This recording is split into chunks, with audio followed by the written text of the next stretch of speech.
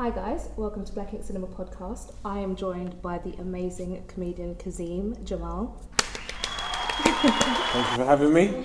Thank you so much for doing this. We did this before and unfortunately the sound got messed up, so he has kindly presented himself with this time. His great stuff with his time again today. So we are very, very, very, very, very, very lucky. But before we get into your phenomenal film choice, we wanted to get to know you a little bit better. And you've got a lot going on. Too much. You've got your day job. Yeah. Is? I work in a special educational needs school. With children with social, emotional, and mental health needs. And that must take a lot. Do you get any support for yourselves as teachers? The holidays. Okay. Yeah. Yeah, the holidays every 6 weeks. Yeah. Yeah, so that's a big plus. Yeah. But yeah, you always have to go back at the end. So. You're like, oh, I don't. Yeah. But I just feel like there was a big push about mental health, especially during 2020. Mm-hmm. And I just would have thought, especially schools would have put things in place, or the government, to support their teachers who still had to persevere and work and deliver in these ridiculous conditions. And I still feel like we're dealing with the consequences of that. Yeah, for sure. Anyone in the anyone in education or any kind of public sector that sat back and relied on the government deserves everything they got. But yeah, no, there's outside agencies and stuff that the kids that support the schools, support the kids. But like with anything, when it's free, there's a very long waiting list. Yeah. So we do what we can. We do the best we can with what we got. Which is amazing, and I think you guys should be applauded for that. Also, congratulations are in order. The last time I saw you, you've now got a little baba. I do, yeah, 10 months old. I can't wait to meet him. I'm joking. I had a little boy. Congratulations. Had a little baby boy. Thank you very much. How is that as a dad, having a son? I thought that when he was born, there was going to be this feeling of pressure or but I was more nervous to drive my car the first time after I passed my test. So I think it's if you plan a baby and you've had the baby, you're prepared for the baby and your role. I'm not saying you're going to know everything, but you now know you have this responsibility. So yeah, it's like he's always been here. Oh, yeah, it's like that is so been beautiful. Here. Yeah, and me and my partner, we tried twice before this. Oh, wow. And just how things happen. Unfortunately, we lost those pregnancies. So sorry to hear that. No, it's thank you, but it's one of those things. Obviously at the time it's heartbreaking, but now we got our boy. So cool. so yeah, it's like I say, sometimes I wasn't worried about becoming a dad. I was worried would I get to be one? Oh. So we did it. Cool. We did it. Yeah. And that honestly fills me with so much joy. And I'm very sure you're a fantastic father. I try. You've also joined forces with some friends of the show, Darran, Griffiths, Michael Akadiri, on a refreshing podcast. Yeah. I would like to tell you about that, Rachel. I'll tell you why. Because Michael, fantastic comedian and former healthcare worker. We don't clap for him. We already did enough of that. We did enough claps for them. He went on BBC One Extra and forgot to shout out the podcast. So I would like to, give a little plug. Michael. Yeah. What can we say? He's a liability. Wow. Do better, Michael. And he was a surgeon. He couldn't remember. Oh. He couldn't remember that, and okay. I hope he remembered to sew his patients back up. But yeah, we have our podcast, Late Nights and Wet Wipes. It's about three black dads. Just figuring it out, along the way, and it's a topic that's always going to be there even when we're old. Yeah. So I think that's great, especially seeing three black dads talking about their experience. I don't think we get to see or hear about that often, and I love it. I was telling you on the way here, I was literally cracking up on some of your topics that you guys talk about. Yeah, not everything is taken seriously on that podcast, but with a bit of fun, bit of parenthood mixed together. It's brilliant. So, aside from teaching, running your own podcast, your friends, you do amazing stand-up, which you did here at Gym and Comedy Nights as well. We saw you and you had everyone in laughter. What made you get into comedy? I kind of just took a punt on it, really. I was a semi-professional rugby player. As well.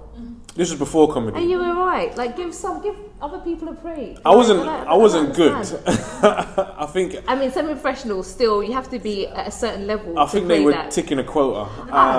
No, I'm joking. No, I was alright. But obviously, there's very good players, and I just kind of fell out of love with the game. Once you get to those kind of levels of anything, a lot of politics come into it. And which is fine. I'm not really complaining about that, but you don't have a lot of control. Yeah, it's the manager and the coaches that determine who's in and who's out and who's worthy and who's not worthy. So I retired at 24, and then my mum was like, "You've done this your whole life. You worked from this from like year 5. You know, what are you going to do now?" And I said, "Well, I started listening to a lot of podcasts of comedians and stuff like that, and I said, I think I'm going to try this comedy stuff. And she said, don't, you're not funny. So... you can always rely on mums. You can. Yeah. They're so honest. Yeah. So I went into the comedy field, because I always thought comedians just went out on stage, and that was just what was on their mind. And then I learned, the behind the scenes tricks and how to build up material and things like that. And I said, I think I can at least do that, even if I was very bad at it. And then from the first night I did it, I had a really good gig. Yeah. So I said, I'll do this forever, without any money. I got this. Yeah. It's fine. Even if there was no money involved, nothing, I didn't need to be famous. I said, I'll do this all the time because I control, what I say, what I, when I gig. The only thing that's out of your control really is how long you perform for at that level. And 2, I thought it was easy because the first gig went so well. And then from gig 2 till about last week, it was really difficult. No, it's not. I've seen it. It really isn't. For you, it isn't. Oh yeah, now we're getting somewhere. Who are your main influences? Comedically or just in life? Actually, just in life. Let's do that. Just in life, my mum, number 1. Love that. Number 1, joint number 1 with an asterisk now is my son. Okay. But I don't want to start any beef between them two. No, of course. I think your mum will be like, I was here first. Yeah. It's gonna get awkward at Christmas. I can tell when she just gets socks. So yeah, he influences me. Just to do well and to be somebody that he turns around and goes, that's my dad. That's my main aim. Not to be like, this is what he bought me, or this is to be for him to tell his friends and things, that's my dad, or a future partner, I want you to meet my dad. So yeah, that's number 2. I'll give you top 3. Love that. And I think this is going to sound quite narcissistic, but number 3 is me. I love that, actually. It's not. So you got to influence yourself, harder than anyone can, from that exterior. So I'll put myself in there. I think that's a great answer. And comedic wise, who do you aspire to be like? That's a tough question. I get that a lot, and it's like you want to take pieces from loads of different comedians that you've seen, but then it's kind of like, do I want to be like them, or do I just enjoy what they do? So I got Kevin Hart, who a lot of people have said has fallen off. I don't think so. I think he's amazing. He's a mogul now. I think his work rate is out of this. Yeah. Obviously Dave Chappelle for the freeness, the storytelling. I love how Dave is just Dave. Dave is just Dave. If you either love me or you hate me, I don't really care. I'm going to be Dave. And he's not beholden to anyone. Whereas Literally. Kevin is got a lot of deals and partnerships, so he's got employees. He has to kind of behave. Yeah. Where Dave is Dave, and he makes a lot of money being himself. Yeah. But I got like, other, influences and stuff. It's just like people that I see on circuit, Michael, Darran, the older comedians, Slim, Kevin J. Yeah, they're all great. Yeah, so like those guys, I remember seeing Kevin J on MTV. And then I did a gig with him, and I'm like, that's cool. and Slim and those guys seen him on TV, and I'm like, I'm talking to Slim. Yeah. And Babatunde. I think everyone knows who our king is though, and obviously Mo. What he's done is amazing. Absolutely ridiculous. And they're all great people, but because of where he's got to, the nicest guy. Yeah. Half the stuff he told me, I didn't believe. Not because I thought he was a bad person. I was like, you're too busy to remember this interaction and bring me into stuff. But not to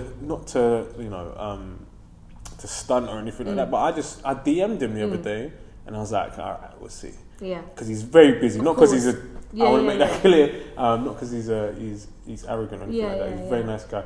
And within 15 minutes, he got back to me. What? Yeah, and this is the guy that's running Black British Takeover, own TV show. He's doing so much as well for the culture, which I love. And he still had the time to respond back to me, and that's just the testament to it. So I feel like he is our North Star, and not to mimic him, but to be like, right, this is attainable, but where do I want to go? Because he's opened so many doors. Absolutely, you go, I didn't know we could do that. And I go, okay, cool. And I think it's so refreshing as well, because the industry, I work in telly, the industry has a habit of like, this works, we're going to make this work for everything and anything. But he just came and showed like, no, I'm completely different. I'm outside the box, and everyone loves it. They were winning awards. Do you know what I mean? It completely refreshed Channel 4. 100%. In which the way that they were branded initially. So it was quite nice to see that full circle come 100%. about. I think my theory or what I see is that he could replace Ant and Dec by himself. I think. Say it louder for the people up and down. Say it louder. I mean, Ant and Dec is literally what I was talking about.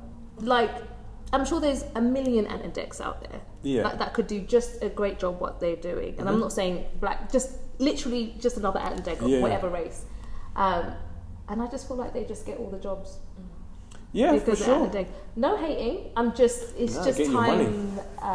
Maybe other people would benefit from having an opportunity. Yeah, for sure. And I reckon he could do both their jobs. He's so charismatic. Yeah, exactly. Totally agree with you there. And I've been to both of those takeovers, and they were fantastic. And I just love the turnout. The fact that we can pack out the O2 to celebrate British comedians. It's amazing. So if you're watching this, Mo, let me get on the next one. That's our audition. So obviously being a comedian is really difficult. The whole cancel culture is ready to pounce and jump. Do you ever feel like you have to tiptoe around certain subjects, or do you just feel like it is what it is? It's comedy. It's just for bands. Don't take it so personal. It's like a scale. It's never balanced.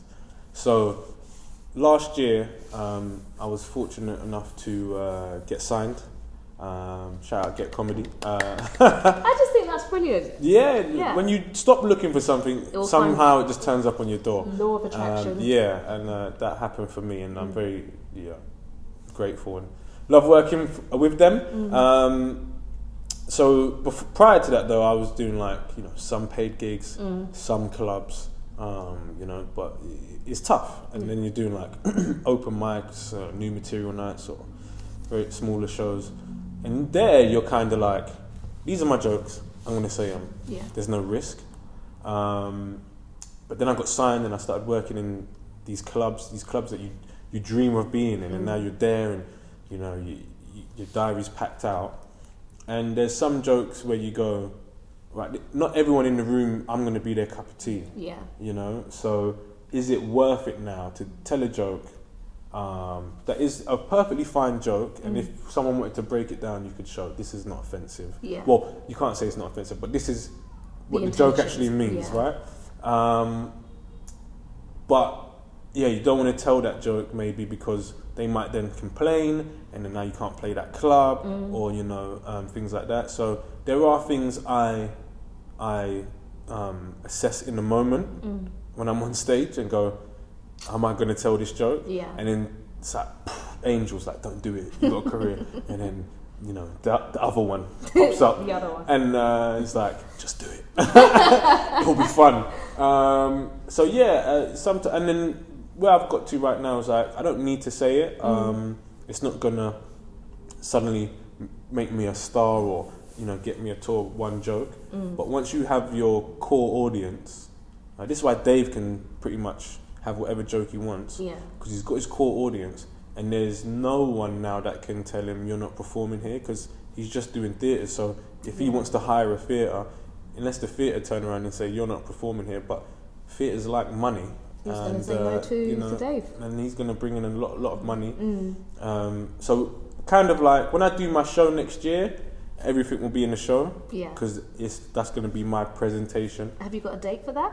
I want to debut it in Edinburgh next year, and then hopefully take it on tour. Looking after forward that. to it. So that, long story short, you can and you can't, depending on what you want for yourself, and until you find your community, and they go, we know, enough about you, we trust you, and we're not gonna leave just because of a job. We know what we bought. Where some people, they've just bought a ticket, they don't know the lineup, and then you might have made a joke about, I don't know, vegans, and they're like, I'm one of them, and you're like, all right. Calm down. Yeah. So scary for some people. I'm not too scared of it. Yeah. But at this moment in time, I like money more than I like problems. It's a good statement. Yeah, and working and progressing. So yeah. I'm here for it. So where can people find you on your socials? Everything is Kazeem.Jamal. You can follow me on Threads, because I've been banging that out all day. Threads? Yeah, Instagram's version of Twitter came out today. What? I'm such an auntie. The world has gone crazy. I can't. You better download shows. Yeah. You better get on it. I don't know if I need another. But it's app. integrated with Instagram. Insta, why are you being so extra? Like Twitter. Well, it's already... Meta. It's Mark Zuckerberg. So really, your Instagram and your Threads are one thing now. Okay. But they're two different apps. But you can jump from one to one from each app. I can do that anyway. So that's everything is Kazeem.Jamal. Okay, nice. Kazwm. It used to be Funny Black Comic because that was easier for people to spell. But then Kazeem. You'd be surprised. Yeah, people I've known for ages still spell my name wrong. Lovely. Like my dad. No. I mean, my name's Rachel, and people still manage to F that up. So So my agent said, "Oh, you can keep it, but do you want to reach the heights you want to reach and then be walking down the street and someone says, funny black dad, funny black comic? Yeah. Or do you want them to say your name? And I was like, I want them to say my name. Yeah, I don't want to be a character. Yeah. So. Absolutely. Kazeem.Jamal. We'll go check it out, please. The film you have chosen to talk about today is Farming. Fantastic movie, written and directed by the actor Adewale Akinnuoye-Agbaje. I said it. Who people will have seen in Suicide Squad, Lost, and 50 Cent's film Get Rich, Die Trying, and he's loosely based and inspired on his own childhood.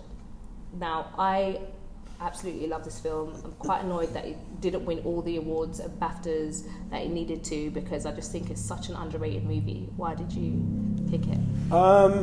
I picked it because although that I didn't live that experience, I lived an experience, or still live an experience of, the narrative of the story, which is, a young black man losing his identity, but to obviously quite an extreme level. And for me, my mum's mixed race, so my nan's white, my granddad's black, Nigerian, and then on my dad's side is Antiguan. And then I went to private primary school, and then I went to state secondary school, and then I played rugby with Aussies and Kiwis and Samoans, and went up and down the country. So it was kind of like, I don't know, I didn't stick in one thing, whereas I've got friends that are, all their friends are black and whatever, and that's great, and they do this and this only, and music or whatever. And then I've got friends that, from where I grew up in secondary school, and they're like geezers, and they go to the pub and all that kind of stereotypical stuff.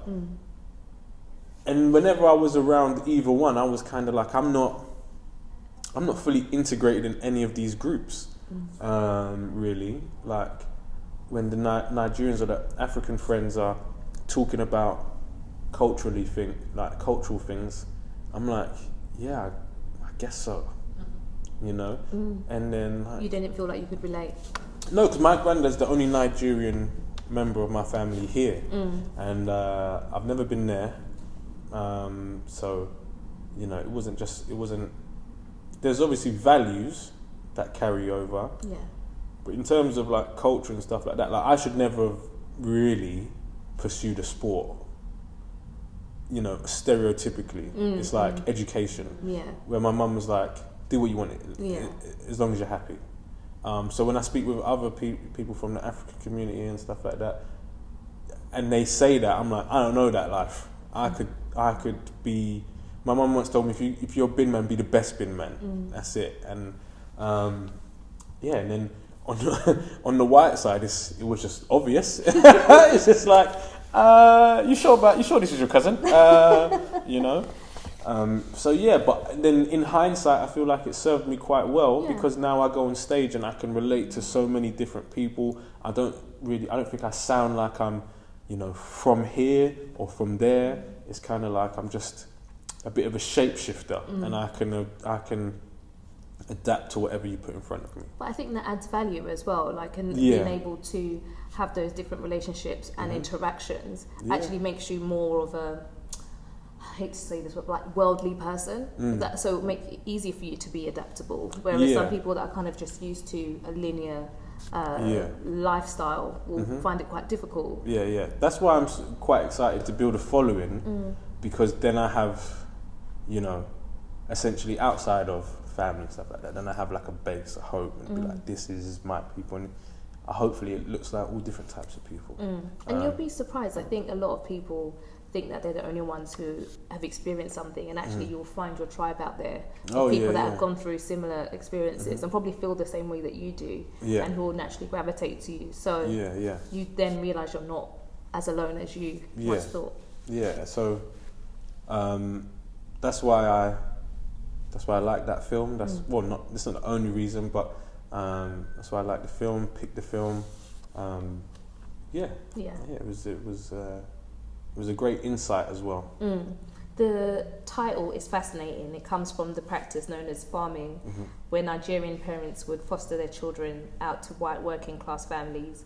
That wasn't something I had heard of until I'd seen this film. Did you know anything about it prior to it? I didn't know about the name of it, of that practice, but I do know my great nan did foster children as well. So there's like, when she passed away, there was like black people turning up that we'd never seen before. I hadn't seen before. I'm pretty sure my mum hadn't, or had forgotten if she was young and stuff like that. But they were people that had been fostered and then went back to their families. So after seeing that, it all kind of then clicks in place in your head to say, oh, okay, right, this was the norm, so to speak, way back when. I think it's really interesting as well, because it's almost like they don't want to foster them. It's kind of being forced upon them, but they get paid. So it's like, I kind of have to do this. And it's a very weird dynamic, and it's interesting how it was shown in the movie. Yeah, because in the movie, the mum was kind of like unhinged, wasn't she? She had some that she liked. Yeah. And then obviously the main character, Annie, he couldn't do right for doing wrong, and so that was quite kind of a weird dynamic. I feel like it also touches upon the white superiority complex, white savior complex, like, it's okay, I'm coming to save the day kind of thing. Yeah. And the main character, he wants her approval so much, like he's willing to do anything and everything to just make her happy, which follows him in most of his adult life. Yeah, for sure, yeah. But what I realised from my great nan is that obviously she was born in 1911, and like so all behaviour is communication, and when you can take emotion out of something as well and look on it and be like, not to be like a pacifist or anything like that, but to say, well, what were these people going through themselves as well as the kids that may look at themselves as being abandoned, the parents that felt like they had to do that to go and get their education. We just start stripping that back and going like, these people are under a lot of stress. Obviously some things you could just can't condone. Wild. But in terms of like my nan and stuff like that, it's like, wars, gone through wars, depressions, and now you need money, and it's like, even if the kids were blue, you'd be like, what? Maybe I don't want to foster this big-head youth, man, but I need beans. I need to eat. Yeah, so it's a concoction of a lot of trauma, I would say, on loads of different levels. And it stars the extremely talented Damson Idris, who I think gives a lifetime performance in this, and I'm not quite sure again how he didn't win all of the awards, because I think he's so good, which has gone on to show in Snowfall. He's just an incredible actor. How do you feel his performance was? I thought it was amazing. When I first watched the film, I didn't know who he was. He didn't know who I was. He still doesn't know who I am. But it was good. It was very good. Amazing. Like acting, you have to be. People say, "Oh, you're so brave going on stage." I said that. I literally said that to you. Yeah, but I choose my dialogue. I choose what I will show you. And even though this isn't his life, he still has to put himself in quite a vulnerable position. Especially this character. Yeah, it was super hard. Right, and to get in that mindset to play this character, and then to have people watch it as well, and so he was quite. I feel like he was quite naked in the film. Yeah. Which is an amazing attribute to be able to do, because that's how one of the ways you're going to connect with the audience, no matter who's watching. I don't know if you could find someone that watched it seriously, that didn't feel anything. Yeah. So. If you don't feel anything or don't cry, I can't be your friend. So I'm sorry. You're cold. Yeah, we're worried about you. Definitely. What did you think about her dynamic between the children and all the different children? It was complex. She seemed to really care for most the little girl. Yeah, the little girl. And then she would just come out with things that whether it was out of awkwardness or it was actually in just because you're watching a film that was just funny, and you couldn't help but laugh. Yeah. And then you go, because it was a laugh. Like, did she really just say that? Yeah, it's an awkward laugh. Yeah, and it was kind of like. So that's when I say there's a lot going on, and it could not to take away from the film, but it could have been really good as a series. Yeah. So you could really break these characters down and find out, the nucleus to them, what makes them them. Why are they, Because we all went and watched Joker and felt sorry for the psychopath running around shooting people. It makes sense. Yeah, it makes sense. I too will be blowing up shit. Right, and so I thought that could have been an interesting insight to does she love these kids, and then kind of is she protecting herself by them being mean? Yeah. And pushing them away? because she knows they got to go back one day. And she's worried about what people are going to say outside. She's going to worry about her own kids, feeling like they might feel abandoned. Yeah. All this kind of stuff. It didn't seem like the husband was really on board with the whole situation. He was very just dismissive about the whole thing. Yeah, and you very rarely saw him as well. Yeah. So it was kind of like she's doing this all on her own.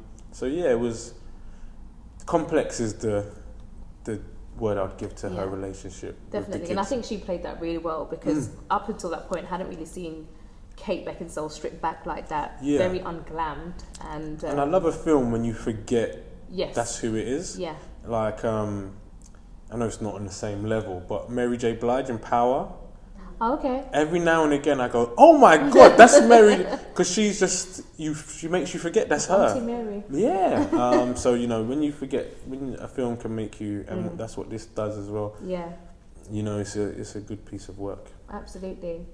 As we mentioned, Eni is based on the writer and director of the film, and the scene where he goes back to Nigeria is taken directly from his childhood.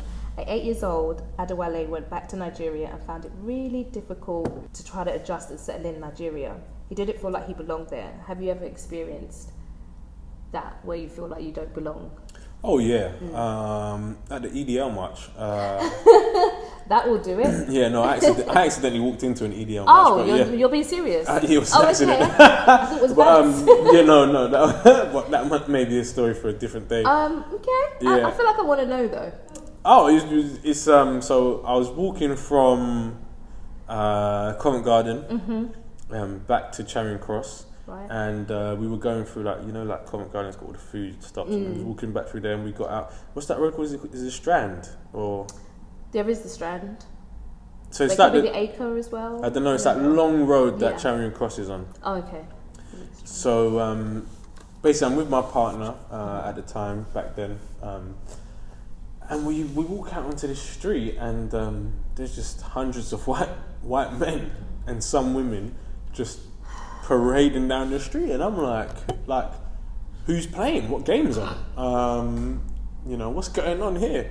So we started walking with the march, and unknowingly we're walking with this march, and just I wonder what's going on. Did none of them look at you like, yo? Not because I feel like you would have stood out. But they're also in the public as well. So I'm not the only. I come to learn I'm not the only random there. Okay. And it only makes sense when I hear them start chanting, and they start chanting, Tommy Robinson, and I turn to my ex at the time, and I go, oh, we shouldn't be here. We shouldn't be here. Awkward. Yeah, and there's a helicopter in the sky, and there's police everywhere. And then I remember there's a guy with a camera, and I kept trying to get in the camera shot. Trying to mess up their whole game. No, this was just like a journalist. But I was like, look, I just need publicity. I just want to be on camera. Someone sees me in the background. I saw you on TV earlier. And then I got in an argument with two of them. And then, a group of them really, and then the group walked off, and this guy hadn't realised the group had walked off, and when he did, he lost all composure and all bravery, because he realised now he's very vulnerable now, and it could have gone very sideways for him. But yeah, we got out of there ASAP. So yeah. That's quite scary. I mean, we can laugh about it now, but it's quite scary because it could have turned. Yeah, I wasn't too scared, really. But my partner was. Yeah, anytime there's a white mob chanting that, I would be concerned. Yeah. So of course we were talking about the film themes as identity, and the question of are you English enough often comes up. We often are asked as black people, where are you really from? Which is a very annoying question. Have you experienced that as well? Is that something that you can relate with, or? Oh yeah, and I see it creeping more and more to the black community as well. I think with the way I look, it's very hard to pinpoint where I'm from. So people always say, "Where are you from?" And I go, "I was born here, England." And they go, "Oh no, like where were your parents born?" And I go, "England." And they go, right, what about your grandparents? And only 1 out of 4 is true, but I go, England. Yeah. And then they get bored and walk off. But yeah, you have that conversation. You get that question asked, you know. But for me, for my makeup, I can actually sit down and go, well, I am English. I do have that. You know, when people think you're not English enough. To be honest, I don't care if I'm not enough of anything. Yeah. You know, I'm very proud of who I am and where I'm from. I don't need to prove that to nobody. I've never been to Nigeria, but if you ask anyone where I'm from, it's the number one thing I say. It's been me and my mum my whole life. My granddad's Nigerian. His household was Nigerian. So my nan was near enough Nigerian by the end of it, you know. By default, right? So yeah, we should start caring more about people's actual, the values and their character rather than where they're from, you know. Because I could be English and still be a waste man. What does that prove? Or I could be from Nigeria and be the nicest person you've ever met, or vice versa. You know what I mean? Kazeem, if only life was that simple. That simple. Yeah. You and I, that makes complete sense, but yeah, we know we live in dire times. In the film, and he gets involved with a group of white skinheads. The initial scene when he gets beaten up, they stripped him, spray paint him, brutally beat him up, and basically just embarrassed his life. How did this scene make you feel? Because I remember watching it and I was angry, and then I just sobbed. Yeah, that scene is tough to watch. Because I remember being in school, and I went to secondary school in a very white area. So in my school, there was a handful of black. I went to all boys school, black boys in the school, and I started moving up the years, and then this new boy came, black boy, and I remember he was dancing in the playground, and like kids were like flicking coins at him like he was working, and I just gripped him to one side and said, "Don't let me ever see you do that again, right? You don't work for these people, right? Don't come out here and be a clown." Be just a yeah. Now, I could have been a bit of a hypocrite there because I was a prolific class clown, but I would have been one in an all-black school, all-white school, all-girls school, whatever school I would have been. But it was kind of like, I guess from the outside looking in, I was like, and it made me check myself a little bit, like, remember who you are as well. So when you watch that scene as well and see what he goes on to, want from them, you're kind of like screaming like, what are you doing? You just want to grab him and be like, come with us. So yeah, it was tough to watch, but necessary for the film and the story and the message as well. Because you see him go through a journey of self-hate. Yeah. Like literally scrubbing his skin, painting his face white, and honestly, just every time, even just now talking about it, it just breaks my heart because society can make you feel like that, let alone your nearest at that time. There was no social media when he was growing up, but so it's what you're surrounded by, and if all he sees is like white kids who are telling him you're trash, you're rubbish, you're this, beating him up because of the colour of his skin, his mom is saying not so nice things and treating him a certain way. Of course, it's gonna affect your mental health. Oh, for sure. Like, and how you see yourself and believe in yourself. Even on the lowest scale, like I said earlier, I was fortunate enough to that my mum, she worked really hard and sent me to this private primary school, and it was the same again. Like there wasn't many people there that looked like me, and I remember wanting to be able to gel my hair like David Beckham. Oh, of course. Because everyone else could, and if there was more people that look like me, I'd be like, nah, I'm good, man. And we see that a lot even by today's standards, people wanting to change their hair and stuff like that, and even vice versa now. So now we're the in thing. It's so messed up because while we're sharing, I too wanted my hair to fall a certain way. And I remember saying to my mum, like, why doesn't my hair fall like this? And she just, being an African mum, just laughed me out of town. Yeah. But it was a genuine question, because obviously you went to school, ours was predominantly Asian and white, and everyone's hair just fell down. Do you know what I mean? And just swung in the wind, and ours didn't. So we didn't really have that. I think it was probably more different in America, where you kind of had that like black love kind of thing going on. But here in the UK, we didn't really have as many representations growing up. And I think in America, they are African Americans. They, you know, from my understanding, I'm not saying this is a blanket statement, but that's their identity. When you say, if we were to say to them, where are you from? They would say, I'm African American. Yeah. And they wouldn't know much past that. Yeah. Whereas here, even within our own communities, it's very much divided. Or obviously with social media and things like that now, bonds and stuff are much stronger.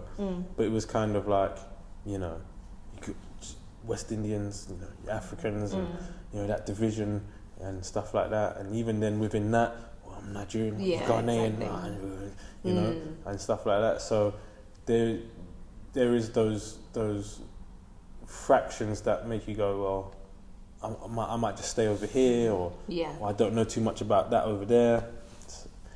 So it's very, like the movie, you know, intended, is a lot of layers. Yeah. It's a lot of layers. Which is what I like now. It's like, it's just one big melting pot, from music to film. Like everything is just, I was like, I wish I was young growing up now. Like, the kids have no idea. Like, you actually feel the communities, like more of a community spirit within the black community, rather than when we were growing up. It just was very divided within itself, as you said. I never felt, you know, safer, more connected, you know, to my community than when I went to the Black Lives Matter march. Oh yeah. When I was there, like, and on paper or whatever, you know, whatever they want to say about us and how we behave and stuff like that, on paper, you know, quotations and everything, that should have been one of the most dangerous places to have been, you know, because you had just obviously a large group of people, and then you had people from different places, you know, and stuff like that. You had people in tracksuits and you know, face masks and all of the stuff that was going on, and I never felt like, oh my God, we are together, and why can't it always be like this? Yeah. It was a lovely shift. I remember we were having this discussion, Shaz and I was just like, wow. So it took, we're getting there. It took an extreme event to happen for us to feel a little bit like, okay, wait a minute, guys. I think we need to have each other's back, because clearly stronger in numbers. Yeah, exactly. In the film, the same way, like, for example, the mother treats her children like pets, we see lots of examples of this. So does the skinhead gang treat him like a pet. The film makes an interesting connection with the gang leader's pet snake and how they view any. So the snake is like an exotic pet, and that's how they see any, an exotic person who's just like this thing that they want to play with. But it's funny also, they kind of trick him into like keeping your enemies closer. They hate him so much, but they would rather have him part of the gang than not part of the gang. I just found that such a weird thing, because to me, if I hate somebody or something so much, I want to be as far away from you as possible. And for them to still allow him, even though they hate this person, I just found that really strange. I guess it's kind of like that conqueror mentality. Like way back when, if you conquered a country, you wouldn't not tell anyone about it. So if they've been, they might have that mentality of like, look at what we've done. We can't stand him, but we've broken him. And he's ours now. And you know, it might put other people on notice as well. It's like an example. Yes, it is. Look what we've done. Look how dangerous we are. And then even for, you know, their community, look what we've done for the community. We've broken one of them. You know, kind of thing.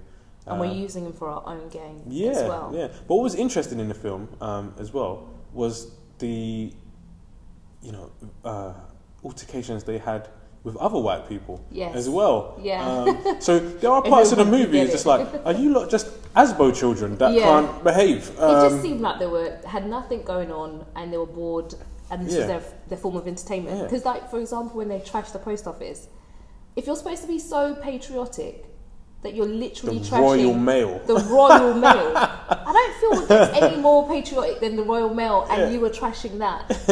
You're contradicting your whole spiel. Yeah. But I'm sure we'll all agree, racists aren't that smart. No, they're not no that, lesson here. they're not that smart. But what was also interesting as well is that they were listening to ska music, Oh. and I was like, That part. what's going on? This is my issue with racism or racist people.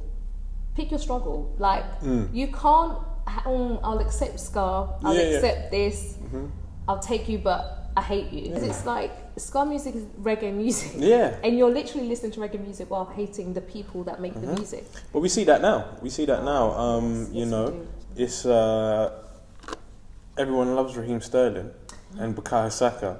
Until they miss the pen. Until they miss a penalty, and then all of a sudden they're monkeys again. It's conditional. You know? It's conditional love or conditional like. Yeah. And don't mean to dredge that all back up, but I remember watching it and I was like, literally, like, if they miss this, it's the end of the world. Oh, like I think at we least, were like, all at the edge of our seat.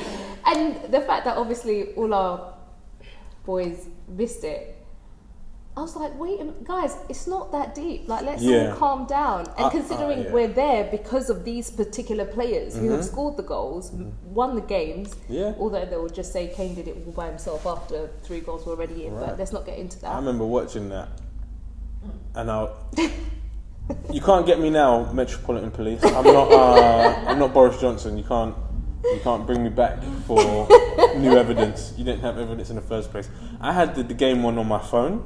And I was driving back, and I got this like little groove by my gear stick, and I had it there, and I'm on the motorway, and you know, it's a Gareth Southgate setting the black players up, and I was just there like, you have to score this, not for the game. It's nothing you to have do to with score the this. game. Yeah. And then I don't know if it was just me, but I felt like they're gonna miss. They're gonna I just miss. felt like the pressure was so much that I had the same weird, and it's not me manifesting, guys, okay, because I was really trying, but I did feel like... Yeah, but I can see what he was doing. He was setting them up to be the heroes. At the same... Yes. Yeah. And I do love Gareth Southgate, I do. So with that in mind, you know, all is forgiven, Gareth. Oh, no, it's the fact that he went against the grain and has half the team... Yeah. I'm like, you know what, you can do what you want, Gareth. Like, honestly, get no problem, no questions from me. It's fine. But that same unconditional love, conditional love, sorry, not unconditional, is what we see in the film. You know, the mum continuously, you know, reprimands his behaviour with a threat of, "I'll send you back to where you're from." You know, where you went and you didn't like it and you were scared, and uses that. So it's like, behave or else, or I won't be this nice, or you know, I won't accept you. And not like she's nice anyway. She's absolutely vile, but he will take her vileness over her not being there at all. Well, what I've known from working in the industry that I work in is that all attention is good attention. So a lot of young people will mess about just so you notice them. Yeah. So even if her attention is, you know, not good, and it's better than nothing. Yeah. So probably why he sought it out so much, because he didn't have anything else. It's actually a really sad story, or that part of his life. There's a lot of hard scenes to watch. Which ones did you find most difficult, or if there's one? Oh man, right at the end. When he's obviously in a facility, you know, to support him with his mental health as well as, you know, other things, and he kind of has a breakdown, and you see the anger, and then you see the sadness and the stuff like that, and that was tough to watch, because I've been there for other things, not, you know, what he's been through, and I know, and it was like, I know what you're feeling. And it's like, it was obviously it's just a character, but like I said, the movie's so good. You're like, I know what you're feeling. Yeah. That was tough to watch because it was kind of like, it was just me and my mum in the cinema. When you see something like that in an open space, you're like, can everyone else see me? And they're like, no, bro, we're watching a film. Yeah. But you feel naked, you feel open. Like, do you guys know I've done that? I've been like that before, and been so upset. That was tough. Obviously the suicide attempt was really tough. Although I don't mean to be rude, or it's definitely not like that. You can understand why. Absolutely. He's had enough. I honestly commend watching this. I could not believe it was the same person talking about the film, that they've gone through those things. Suicide's always difficult to understand, but I think that was a very good visual example of how someone could get to that point. 100%. Yeah. So that was tough, and one that was tough to watch, just based on principles and values, was when his dad came to the police station and he attacked his dad and stuff like that. Yeah. And obviously having, not like I say, not necessarily the culture passed down, but the values and the principles. It's like, you can't do that. Right. You're like, big man, you can't do that. I was like, he was definitely not raised by a Nigerian dad. Yeah. So that is behaviour that is very evident. Yeah, I was like, me and my mum both looked at each other. Wild. Like, did you just see that? Wild. I was worried for him. I was right. Like, yeah. I was like, yeah. It's just like you just saw your cousin do something. And you're like, I'm gonna leave the room. You're gonna get it. Yeah. In fact, I'll go get the instruments now. Yeah, man. I've got nothing to do. Just cleared my calendar. Let's watch this horror show that's about to unfold. But despite how difficult the film is to watch, probably like 90% of it, the film actually has an uplifting ending, like Akadiri in real life. And he ends up getting a law degree, and as we know, becomes a successful actor and filmmaker. And it's not very often we get to see a happy ending, especially with all of the horrific experiences that he goes through. Were you expecting that to happen? No, it was quite hard to see how this ended without some kind of tragedy. Yeah. So when you saw that, on one hand, you're kind of like, you see him get his law degree, and you go, we knew you were African. Like, we knew it. He remembered. Yeah, we knew it, man. And there was loads of things that were nice that got resolved. Even like the relationship between him and his foster mum right at the end. You're kind of like, if you had just done that at the beginning, from the jump, we wouldn't be here. But everyone's got their own journey, and it was at some point, at some time, God, the universe, I don't know, whatever you believe in, said this story needs to be told. And I think it's good that it was based on a true story. Absolutely. So, this wasn't just somebody's imagination. This actually happened, and this is actually a happy ending and a successful ending. And honestly, now every time I see him in a TV series or a film, I'm even filled with more admiration, because I'm just like, you're literally a walking testament, like, of turning your life around. Yeah, anything is possible. Yeah. If you want it bad enough, so you can go on and do it. Yeah. Yeah. It's quickly become one of my favourite films, just because of the true story and also the performances in it are just top tier. Yeah. One scene that I found difficult was when they attacked the teacher. Yeah. God, I was like, oh my God, breathe. I literally had to coach myself with breathing, because I was like, this is very stressful.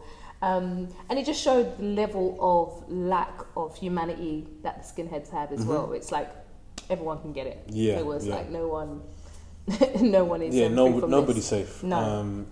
And that was another person, and you were just like, if you not blaming the teacher, but like, if you just got to him. If you just come into his life a little bit earlier, because she was really trying, really so hard. For me, I used to get in so much trouble at school, and I was like, I've had teachers like that, so I know what it's like to be like, nah, and keep it moving. But and to see how the skinheads behaved as well. Like, my mum's told me stories of being chased by skinheads and stuff like that. So you know, I should have brought her with me because she would have been able to be like, this is how it's impacted me. Like my mum can't see a Union Jack or an England flag. You know, we've viewed houses and seen them on the street, and she's like, we're not living here. And they might be really nice neighbours, but just what that means to her. And you know what? I literally was having this conversation with one of my white friends because I was like, what the Union Jack means to you is completely different what it means to me. Yeah. For me, it just dredges up colonisation. And what comes with that. And, you know, like your mum, the trauma that she connects that with. And still how far we have to go as well. Because we've come a long way, but there's still a long way to go. Such a long way, yeah, and I sometimes, even like myself, like, I'm like, it's just a flag, mum. And she's like, no. And then as you get older, you're like, I understand your trauma now, your things that have happened to you. Why? Seeing that, you're like, I can't look at that every day. Yeah. They could be best people. It's a trigger. It's a trigger. And it doesn't matter who's flying it, I can't see it. You know, like that. So, you know, she really enjoyed the coronation. Tuned in early for that one. Well, thank you so much for choosing a brilliant and underrated movie, which I hope you guys can all go and watch, and you can find it on Disney or Amazon. They make you pay. I have a conspiracy theory about this, but it's Support okay. black business. Just tell yourself that. Okay. But we are heading into the Black Geek Cinema quickfire round, where I just want to know or learn about your film likes. Yes. So, who's your favourite Black British actor or actress? My favourite Black British actor is a new actor, but I like it because of what he makes me feel, you know, and that is Kano. Oh, give it to me! Oh my god, Kano, yeah. Kano, and I can't wait to see what else he stars in. Yeah. Is literally Shaz is here because she knows she knows how I feel about Kano. Yeah. She knows how I feel about Kano musically. Yeah. But Kano was my first album. Oh. Home Sweet Home. Come on. Oh my god, know all the words. But acting wise, I've never been so surprised from literally anybody than I was from him. Like that scene when, you know, the young white boy died in the house fire. Oh. I was sobbing.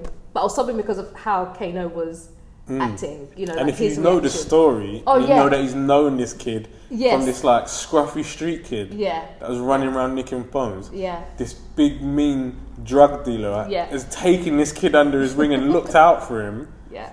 And then really in the whole thing that's his only friend. Yes. And he's just lost his friend. Yeah. It was really sad, but like you said, I 110% agree with you that he's such a great actor. If he's in something, I'm going to watch it. Absolutely. Because I feel like he also was like, I'm not a rapper, I'm acting. Whereas some rappers, you still see them. Oh, yeah. And I didn't see Kano. Yeah. I saw Sully. Yeah. And I was lucky enough to write on a Mobo script last year. Come on. And he won an award. Oh. And it was, you know, in correlation to what you just said there, like, he said, you can't just do your art the way you want to do your art. You know, there must have been people that told him, don't be an actor, don't be an MC, don't be a musician, don't be this, don't be that. And he's like, don't let anyone ever tell you how and when to do your art. And you can see that in his performances. Yeah, honestly. So I hope he gets some more roles. Yeah, I saw that because I was on Daniel Kaluuya and they were looking at some scripts and I was like, oh my god, this is happening, I'm here for it. Like, I can't wait to see that. So back to you, American. I'm gonna go with Denzel. All right, but I don't want to be a stereotypical answer like, Training Day or Man on Fire, or American Gangster. Love all those films. American Gangster, Man on Fire was my favorite film. That's my favorite Denzel film. Yeah, of his, you know, for a long, long time. But I like him in Fences. Oh. And I don't think that's a film that many people saw Denzel in and went, I'm going to watch that. Yeah. And I like to see him in that, of like the struggle of an African American dad just trying to get by and trying to provide, and you know how he deals with his own stress, and so for that reason, I'll give a bit more behind why I'm picking him. But yeah, that's why. That's good. It was an acting masterclass. Oh, it was amazing. Like, by him and Viola, it was just like, oh my goodness sake, Jesus, these two, just constant battling. It was brilliant. Best black comedian. Me. Love it. Best black action star. Wesley Snipes. Oh, the OG. I'm glad you said that. Wesley Snipes, especially because he saved Marvel. Tell them. Yeah, he saved Marvel when they were running out of money and running out of hope. His portrayal of Blade saved the whole franchise. So you wouldn't have Infinity War and you wouldn't have all of that without Wesley Snipes. And he was really good. It's not action, sorry, but he was amazing in Kevin Hart's drama. Oh my God. As was Kevin, but yes. Wesley. Oh my God. Was it called True Story? True Story. Yeah. Was not expecting that. Yeah, amazing. That was such a lovely surprise. Yeah, again, you're like, oh, that's Wesley Snipes. Yeah. Like every half an hour or something. But also, I was like, I always get worried about my like childhood favorites. You know, I'm like, please don't be crap now, because like you're a staple in my upbringing, so I want you to be good forever. Yeah. And then when they just do a performance like that, you're just like, oh, yeah, amazing. Did. And even in Dolomite. I didn't watch that. Oh, I haven't watched that yet. He came and just smashed it. Like, but you saw the reviews, you saw everything. Yeah, I was like, so good. Yeah. Best black director. Just based on what I've watched and stuff like that, I'm going to say Jordan Peele. Yeah. I just love how he turned. And I did my research because last time I didn't have one. I love that. Yeah. So what's your favourite Jordan Peele film? Get Out. I watched it again the other day. I love how quick just for no reason. I know what it is. Yeah, just for no reason. Yes. I just wanted to. I remember watching that for the first time and seeing my nan, and she was like, "Do you want a cup of tea?" And I was like, "No, I don't. I know what you're trying to do." Do you know what's funny? I watched it, and then I think I loved it even more the second watch. Yeah. Like the first watch, I was just so taken aback by this story that was actually commissioned, because I was like, who signed off on it? Like who? Was there white people in the room when this was someone with a lot of guilt on their conscience. I was like, so maybe it's like there was just so many questions. Yeah. And then when I watched it and kept on watching it, I was like, this is probably one of the best films I've ever seen, because it was just brilliant. Yeah. Two things on that as well is like, one of the reasons I picked Jordan Peele as well was the transition from Key and Peele, you know, silly comedy, obviously good writing and things like that just go hand in hand with good production and all that stuff. But to go from something like that and then to Get Out, it's just like it's a Kano moment. We didn't see that coming, you know. But I think that's people's expectations of you. Yeah, for sure. You know, and we're projecting, and it's like, I've got more. Yeah, hold on. Wait a minute. This is just a stepping stone. Let me show you what I'm really doing. So that's the end of the quick fire round. Thank you very much, Kazeem. And just to wrap things up, if you had to direct people to YouTube to entice them to watch Farming, the incredible movie, what scene would it be and why? Oh, the scene that I think that should be, you know, to capture it is the scene. Or scenes when he rebels. Yeah. When he rebels and he steals the snake and he sits in the pub like he owns it. And he's unhinged. And he starts knocking people out left, right, and centre.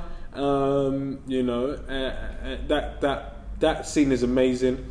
I think also the scene when he's like painting himself white and trying to scrub himself, as that kind of sets the tone of the movie and what it's kind of about, identity.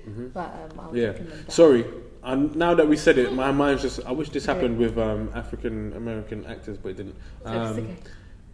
When he steals for his foster mum. And that's from the jump as well. Yeah, so you kind of see like... Yeah, that's a great scene actually. Yeah, it's kind of like a key moment where he's like, I will do anything to be accepted. Yeah, to appease you as well. Yeah, and then he gets in trouble for it.